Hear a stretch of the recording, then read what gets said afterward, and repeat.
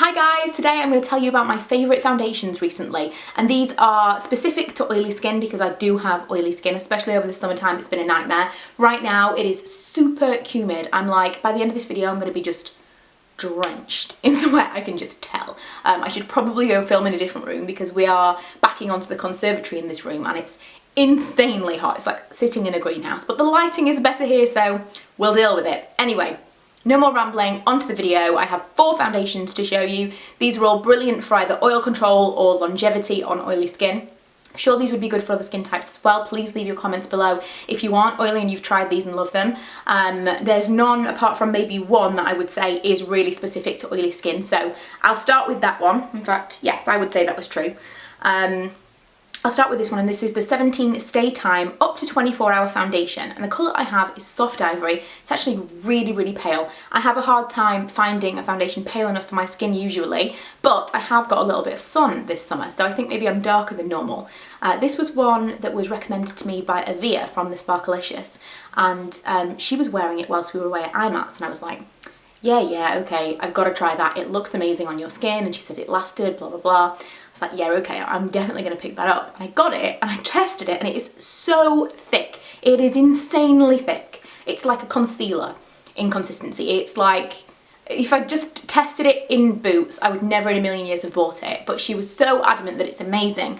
And so I bought it, and I really do like it. The first time I used it, I just thought, it is really thick, and it kind of settled into my pores, and it wasn't so great. But the way that I use it now is I use it with my fingers and I really blend it out. If I use it with a brush or a sponge or whatever else, it does tend to kind of settle in those areas, but you really need to blend it out, and I think the only way to do that really is with your fingers. So have I even shown you what it is? I'm pretty sure I did.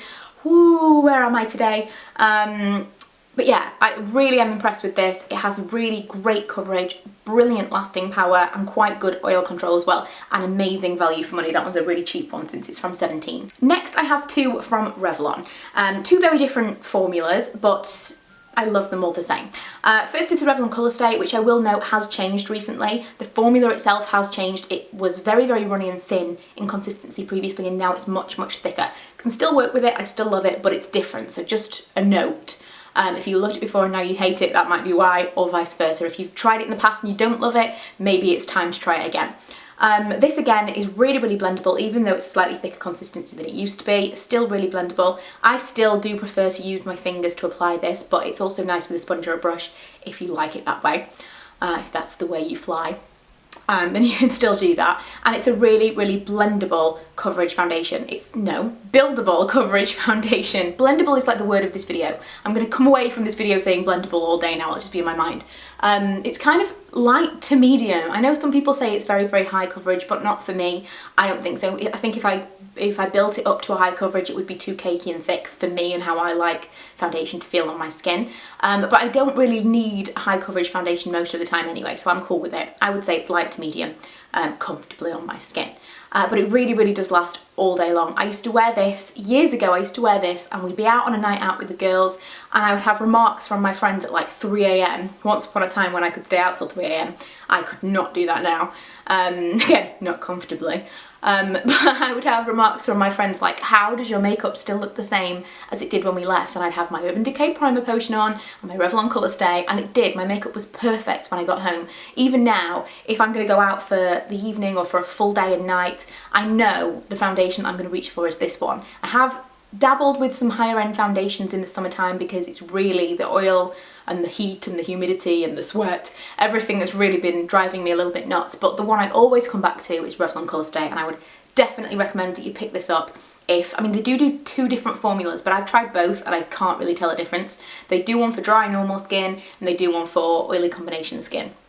I don't know. If you've tried both and you've seen a difference, let me know, but I never have. And I've just tried them, you know, for reviewing's sake, and I never saw a difference, so yeah, interested to hear what you guys think, but this is my all-time favourite drugstore foundation, and probably just favourite foundation ever.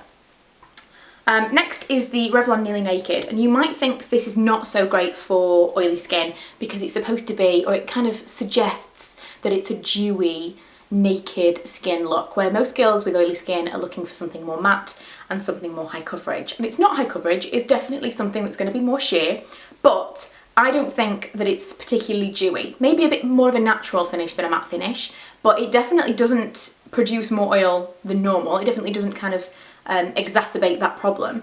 I think that it actually is pretty good at oil control, and with the corresponding powder, the Nearly Naked powder, which is so finely milled, one of the best setting powders from the drugstore that I have ever tried. That is, it's almost like the MAC mineralized skin finish for feel. It's just amazing, and very affordable. The two of those together are a beautiful finish, and I think pretty good at oil control. So that's just an option for those of you that are not into a lot of coverage.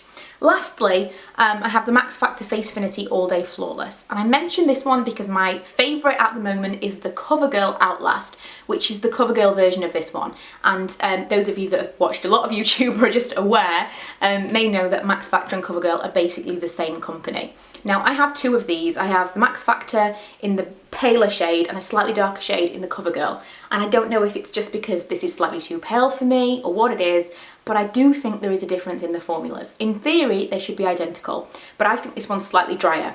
So when I'm oilier, the Max Factor seems to work a little bit better, and when I'm less oily, then I think that the Covergirl works better. So as it's getting a little bit cooler, fingers crossed, and the summer is ending, sorry, but it is, I'm tending to go back to the Covergirl. I haven't used it really all summer, whereas this one is better, I think, for oil control. But I just, there's something about the Covergirl that I just prefer. It seems to sit nicer on my skin, blends a little bit nicer. Like I said, this is a little bit drier. So if you are oilier than me, you probably will love this. But again, I would really be interested in hearing from those of you that have tried both of them, because I kind of feel like it has to be in my mind that they are different. I mean, the Covergirl's probably 6 months older than this one, because I bought it at the start of the year. So that's probably got something to do with it. But yeah, I have to mention this because the Covergirl is my current favourite and this is our UK equivalent.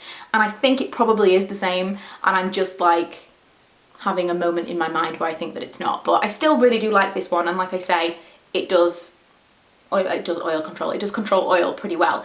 And it's a 3-in-1 foundation, so it's got a primer, concealer and foundation in one. So like I say about everything, they are my favourite 4 foundations for oily skin. I did want to kind of have top 5, but I couldn't think of the 5th that I really absolutely love, and I just wanted to recommend the ones that I think will be amazing if you try them. So if you want to leave your own suggestions in the comments, that would be great, because everyone is different when it comes to foundations and I haven't tried them all. If you'd be interested in a higher end version of this, I haven't tried tons of things, because foundation isn't normally something I like to spend a lot of money on, because I know that I can get what I want and what works for me at the drugstore, so I don't really want to spend a lot of money on that. I don't mind spending money on things like eyeshadows or blushes or lipsticks, things I know won't run out very often, but something I have to use on a daily basis and replace every few months if I really love it. I don't really want to spend £25 on it. Just me? Probably not.